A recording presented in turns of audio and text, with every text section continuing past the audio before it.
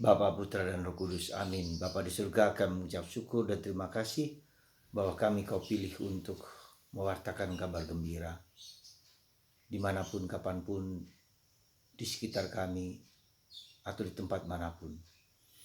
Bantu kami untuk memiliki semangat membara, mewartakan kabar gembira kemanapun. Terpujilah namamu kini dan sepanjang segala masa. Amin. Para saudara, hari ini bacaan Injil bicara tentang syarat-syarat untuk mengikuti Yesus. Dan syarat itu bukanlah syarat yang mudah, tetapi syarat yang penting, di mana kita tidak boleh bersandar kepada segala sesuatu yang bukan Yesus, yang bukan Allah. Syarat pertama adalah bahwa Yesus mengatakan ketika kita mengikuti Yesus, saya tidak punya tempat untuk meletakkan kepalaku. Jadi bisa dibayangkan Yesus, serigala pun punya liang, tapi aku tidak. Menempatkan kepalaku pun aku tidak punya.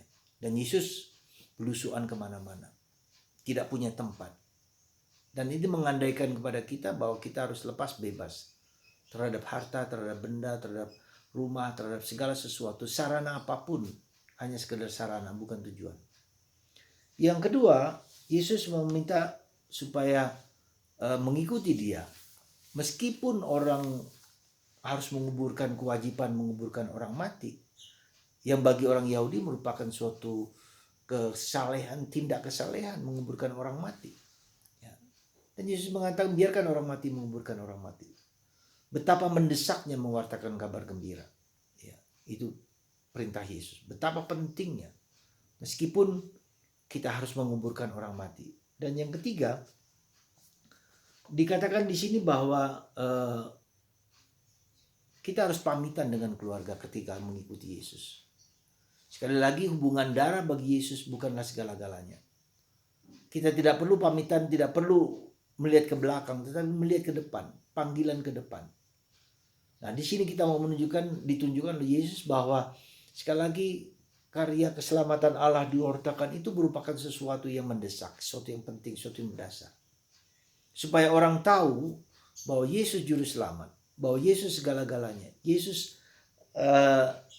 center, pusat dari segala sesuatu yang harus kita bagikan bagi orang lain. Supaya orang tahu ini loh, yang menyelamatkan kita, yang membebaskan kita, yang membuat kita sampai kembali kepada Bapa, yang membuat kita sampai kepada surga, yang membuat hidup kita bahagia, damai, tentram hanya dalam Yesus.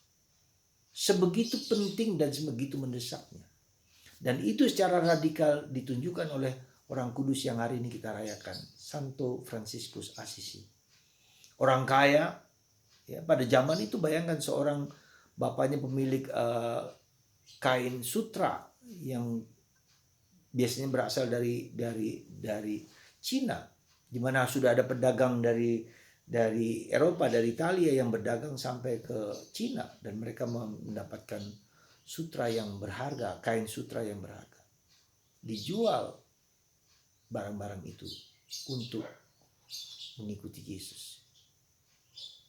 Dan akhirnya secara radikal Santo Ignatius melepaskan segala barang dalam tubuhnya, dan dia pergi dari rumah orang tuanya dan di depan uskup dengan telanjang, aku tidak punya apa-apa. Dan itulah radikalisme mengikuti Yesus. Berkorban, disalibkan, menderita, ya, karena Kristus, untuk Kristus, bersama Kristus. Maka mari saudaraku terkasih, apakah Anda dan saya dipanggil untuk menghayati yang sama? Mungkin iya. Tapi saya hanya mengatakan kepada Anda betapa pentingnya kita mewartakan Kristus bagi orang lain. Tapi apakah kabar gembira Kristus itu menjadi kabar gembira saya lebih dulu? Apakah saya terjamah, tersentuh oleh Kristus hidup saya, mengubah hidup saya, sehingga saya berani meninggalkan segala sesuatu? Itulah pertanyaan yang mendasar yang harus kita pikirkan.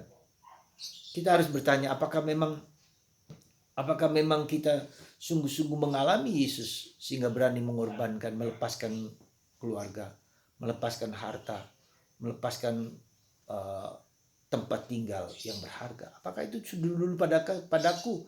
Apakah Yesus itu menjadi kabar gembira yang indah bagiku, yang menyelamatkan aku?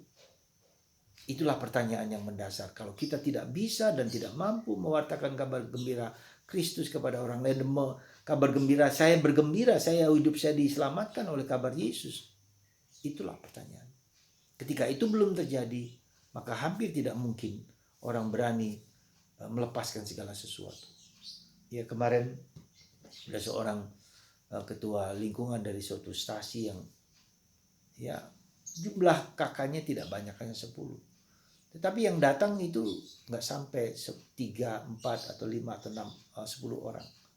Ya, hanya keluarga itu saja. Mereka diajak terus-menerus menjadi sulit karena kerja ini, karena kerja itu, dan seterusnya dan seterusnya. Ada berbagai macam alasan. Saudara, mari kita berani mengorbankan segala sesuatu demi kabar gembira karya keselamatan. Pergilah ke seluruh dunia, wartakanlah Injil. Semoga Anda dan saya tersentuh, terjamah oleh kabar kegembiraan yang Tuhan minta pada saya. Kita bagikan kepada orang lain. Kita nyatakan kepada orang lain. Kristus Juru Selamat, penebus kita satu-satunya. Semoga kita menjadi seperti Santo Fransiskus Assisi dalam hidup kita.